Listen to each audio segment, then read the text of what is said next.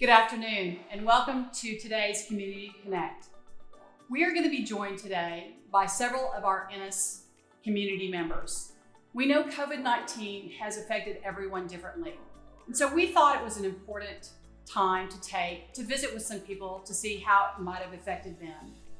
I'll be joined today by Dr. Meg Sullivan, Destiny DeLeon, and Ginger and Jimmy Boone. We hope you enjoy our conversation. Meg, how has COVID changed your life? My daily life honestly hasn't changed a whole lot because I primarily, other than work, I cook a lot. I love to go for walks. I have a lot more time with my husband. And, my cooking has taken a whole new level. It's gone a little crazy, but, I definitely have been enjoying that part of it. And, like anything, once you get used to the situation, you can it takes just that time to process and and there's still a lot of anxiety about the state of things, but you've had more time to adjust and say, okay, we can handle this. Good, awesome. Okay, so Destiny, how has COVID-19 affected your family life? Our family life has changed drastically, starting with the schools closing, of course. We have, my husband is behind the camera, so if I'm pointing at us, he's right there. Like my daughter does something called Lexia, which is the computer programs at school. So it was hard for her to understand doing it at home. She didn't imagine mommy as teacher. Yes. Mommy is mommy. Where is my teacher? Yes, so it's a transition. Jimmy, I'm going to ask you something. Have you ever been through anything like this before?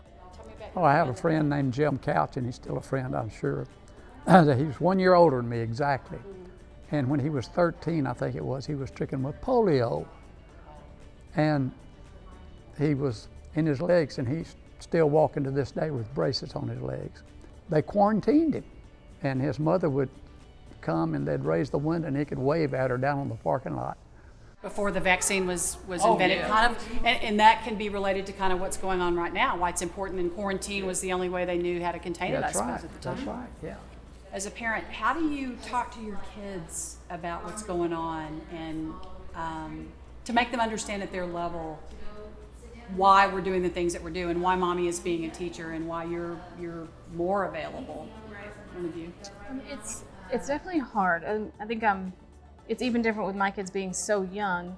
They understand that people are sick, and they understand that they can't go to the store with us and visit their friends, and they are starting to ask, can my friend come over? Or do your friends call you and tell you they miss you? And it's so hard, but we just reassure them that, if you want to call them, we can call them. If you want to FaceTime your teacher, we can do that. They have to go through their own adjustment period. Yeah, I feel like showing that you have the appropriate level of concern but not panic, and demonstrating that you are facing a difficult situation but that we're strong and here's what we're going to do to try to get through it. What are some of the positive things that you think have come out of what we're going through right now? I think it's made people stop and think. We were so busy doing stuff, and now we have time for our families. As cliche as it does sound, it's really the family time. We're having them do more stuff with us because we're all together. There's nowhere else. You're your own entertainment. Yes. Right. Yeah, I would just echo that the time for reflection. I think people will come out of it, hopefully, with a sort of a renewed dedication to, let me try to balance this. I agree with that, and I think the balance part of that is something that has come out for myself. I tend to run busy as everyone else does, but it has allowed me to breathe